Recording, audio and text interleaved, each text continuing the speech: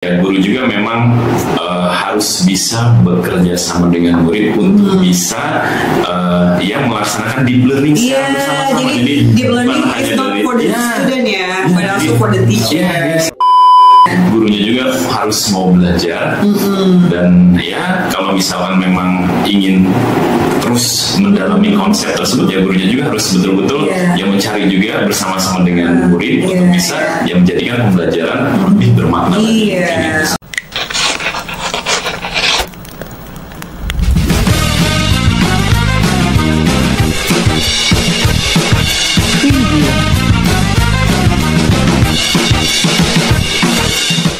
Assalamualaikum warahmatullahi wabarakatuh. Selamat datang di Senior FKIP atau FKIP Podcast.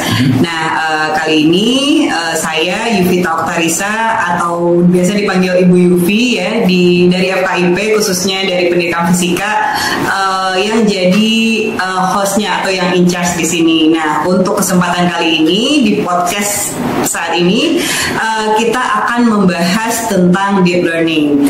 Nah, di kesempatan yang seru kali ini, nah saya tidak sendiri saya di sini bersama teman lama sampai sekarang masih teman alhamdulillah. Nah, seorang guru fisika dan juga koordinator MGMP guru fisika Kota Serang SMA untuk SMA. Nah, selamat datang Pak Rahmat. Mungkin udah pada kenal sobat senior FKIP, nyebutnya senior itu podcast. Podcast dalam bahasa Indonesia itu senior. Nah, selamat datang Pak Rahmat di sini. Terima kasih banyak.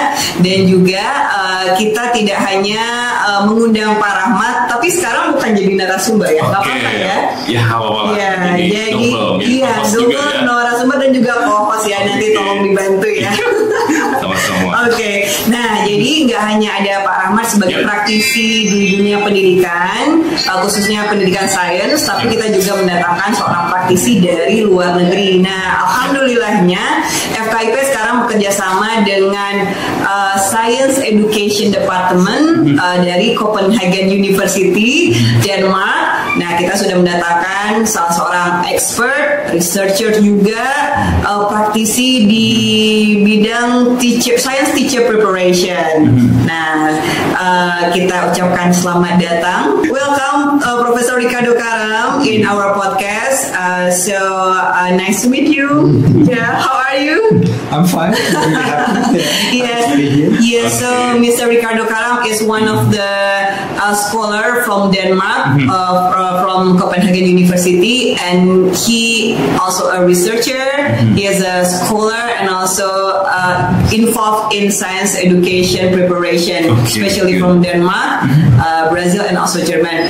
Since he cannot talk in bahasa, sometimes we are going to speak in English, and sometimes, of course, we are going to speak in bahasa. So, is it okay, right? Yes, okay. So, senior friend, sobat senior lah gitu Nah, so we are going to discuss about the deep learning. Kita akan berdiskusi tentang deep learning. Deep learning is a trending topic among the educators right now, right? New policy. New policy.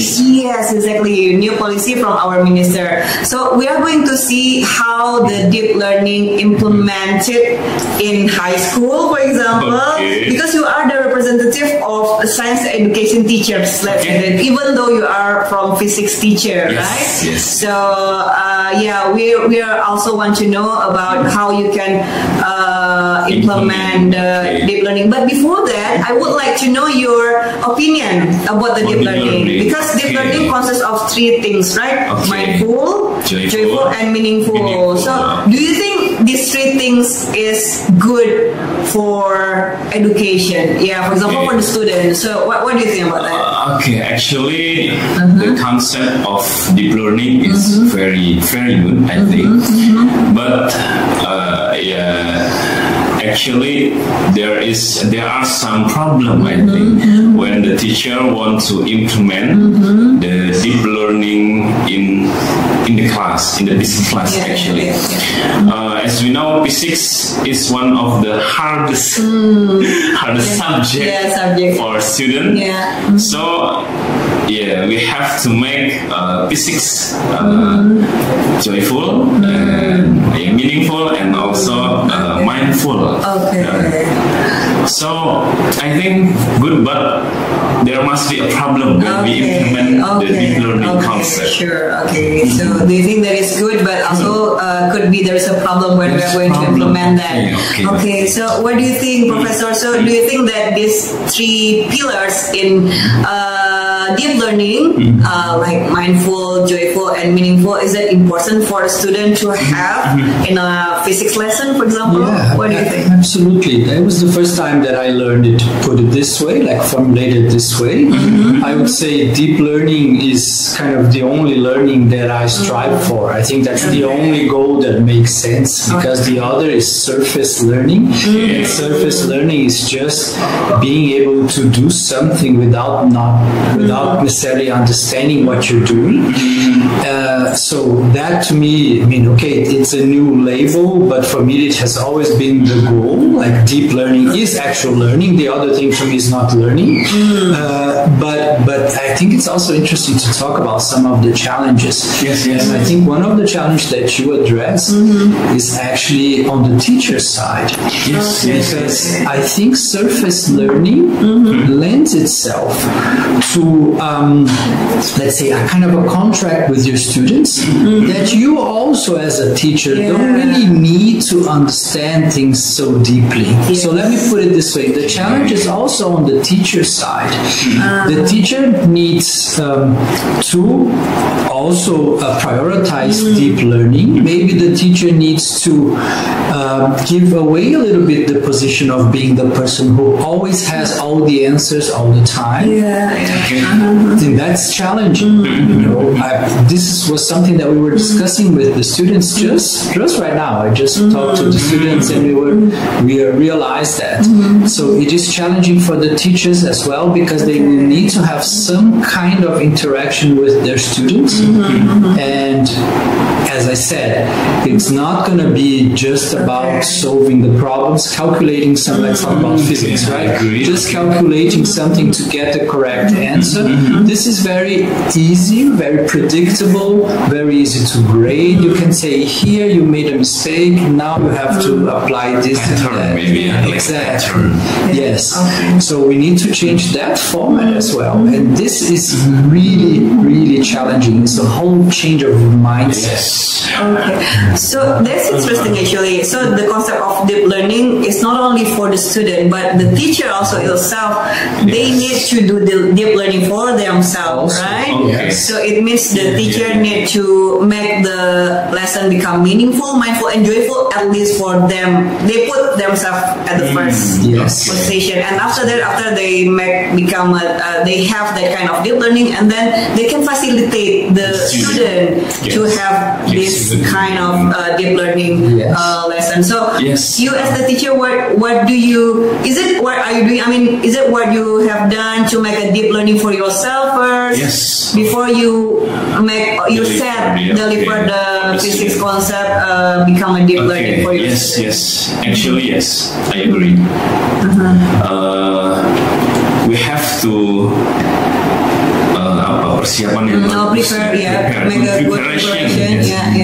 when we will give them a concept or subject.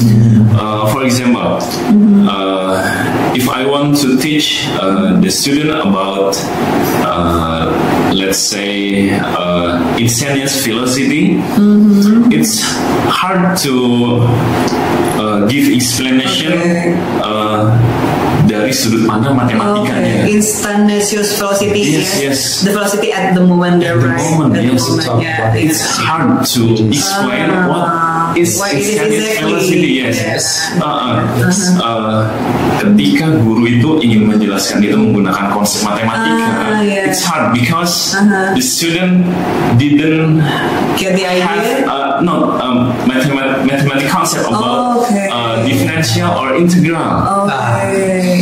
I see. So let me address there are two levels here. First, it is hard because it is hard. So first of all, it's not trivial. So I think if we don't address that with our students, we may risk pretending that it's not hard. Just teaching as if, look, instantaneous velocity is just a derivative and it's just this. So sometimes we do that. So first of all, it is hard, and we need to explain to them that it is hard. We need to tell them that, look, you're not going to get it the first time. This is a very weird, counterintuitive concept. You will fight with it. It took me 10 years to understand it. Yes. This is what I'm saying. So first of all, deep learning, or whatever we want to put it, this is part of being honest with them that some things are indeed difficult to be understood. Yes, and make it clear, because the other option is that we often do. We don't tell them that it's hard. We just pretend as if it's easy, and it is indeed easy if you just, for instance, do some calculations. There are some kinds of problems that you can make that they aren't very hard because you're just doing the calculations, but that's not deep learning. That's not deep conceptual understanding. But Professor, if I may ask more, if we say at the beginning to the student, okay, this is the hard concept, so I'm afraid that it will hinder their motivation. I know. There's a balance. There's a balance there. But as I was also talking to the students before, there is a reward. It's not, so there is a reward in then understanding very difficult things. And it's a process. I understand that it can be demotivating. Oh, this is too hard. This is too hard. So I think there's a level to that. I'm not saying that everything, I'm not saying that every single experience that the student has is a kind of frustration because he or she is not understanding it. Not that. Of course, the student needs also the success experiences to be able to build confidence and say, okay, I am progressing. So that's also important. So it's a trade-off that we need also to keep, always to keep balance. I'm just maybe pointing to an extreme, which is the other extreme, which we don't address, and we don't address the difficulties. That was one of the examples that I used in the seminar yesterday. That is from Feynman, right? It's a very simple one. It's a very it's one of the first mathematical concepts that the students are introduced to, which is velocity, and he goes through pages and pages of stories, and he builds it. It's not all the time just saying, look how difficult it is. That's demotivating. But he's then explaining he takes a long time. Look at the text. We'll take pages. In a more surface learning approach, you present the formula and you start doing calculations with it. You don't address the guiding the student. Guiding the student. So it means when we introduce to them, okay, this one is a kind of hard concept. It's okay for you to get confused at the beginning, but don't be demotivated. But it's okay. We follow the process. Also, we get through it with the student. Maybe. Okay. I call that is intellectual journey for the students.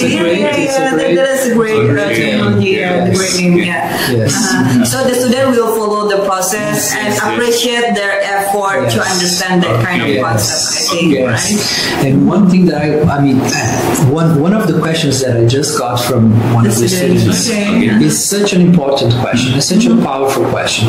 The student said, we are often afraid of answering, like this fear of being wrong. Fear of being wrong. Right? That's very problematic. He said, but we're maybe even more afraid to ask the questions. And this is both kind of sad, right? You will never get a relationship with your students that is conducive to deep learning if the student is afraid to ask the questions. So it was really strong for me what he said. And of course, that's why I'm saying it is a whole change in the dynamics and in the relationship between the teacher and the student.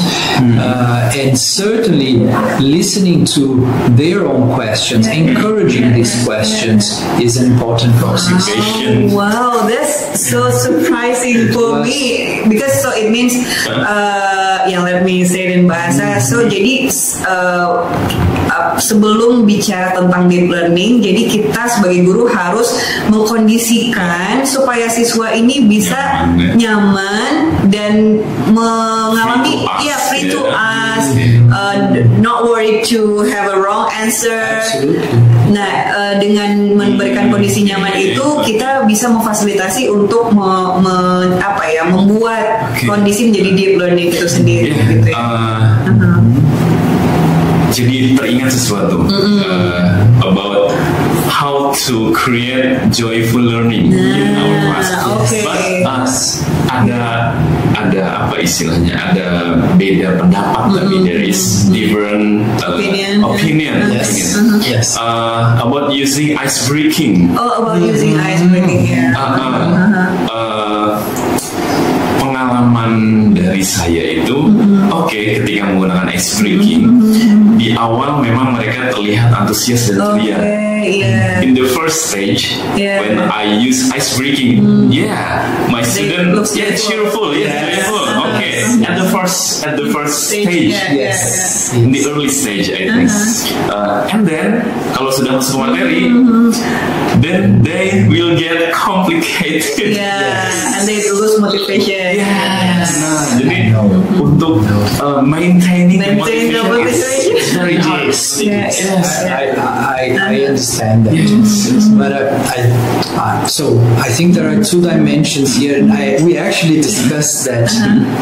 This was the second question I got from the student. I had two questions. And the second was also that, how can we make physics fun? Yes. It's joyful.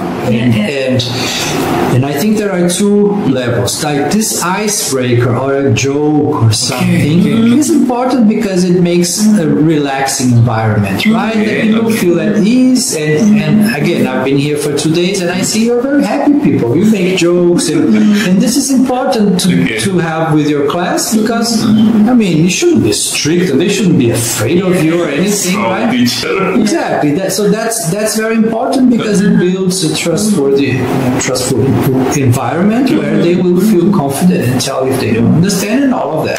So that's one thing. But I think what we could always try to build is the joy and the pleasure of deep understanding. And this is something that sometimes is in contradiction to the fun part. Here's an icebreaker, here's a joke, here's something. All right, now let's go to the math. Right?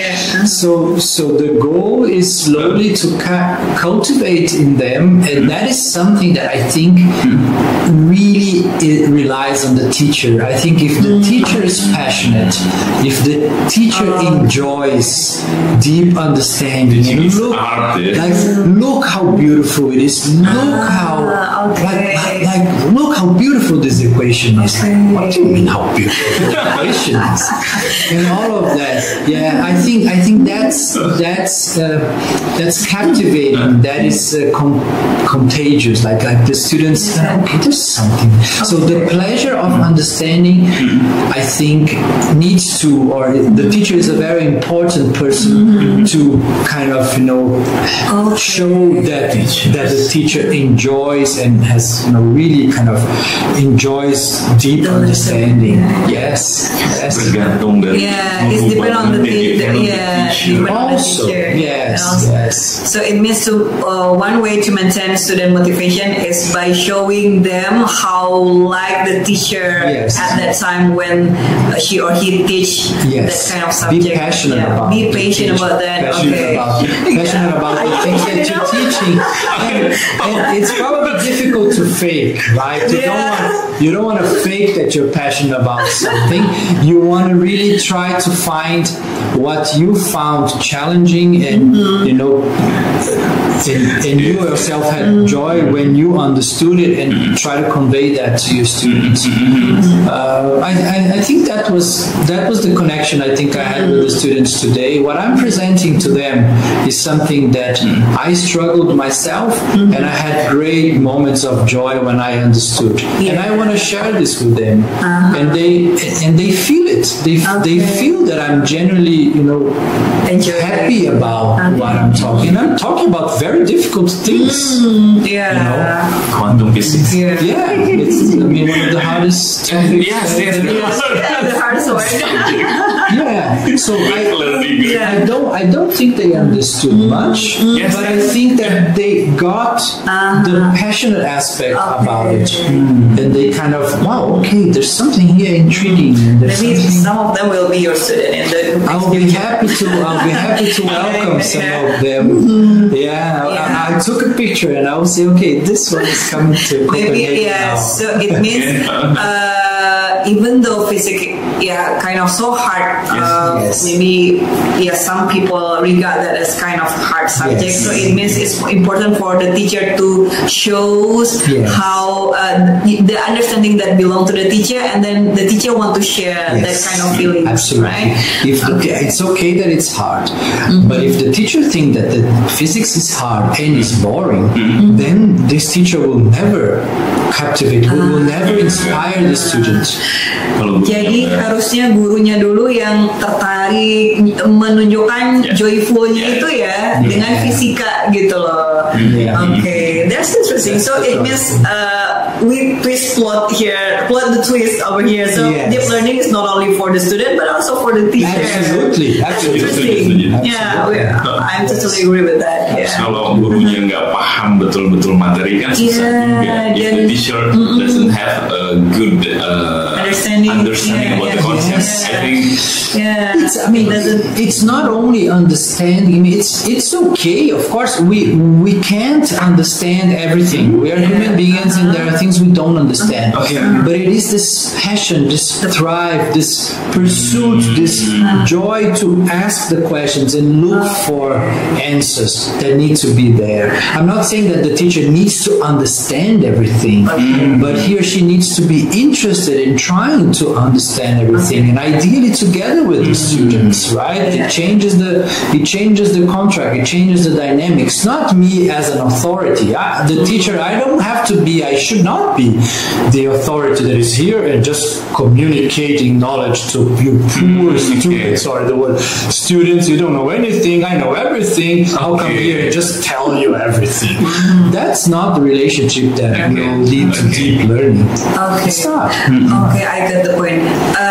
Jadi it doesn't, that's the process, learning process also for the teacher. It doesn't mean, so it doesn't have to be 100% or totally understand about something, but you show the process, you show the patient, you show the interesting when you want to learn about something, you share the patient, and maybe even learn together with the student, right? It's okay. That's okay to have that kind of thing. It's desirable.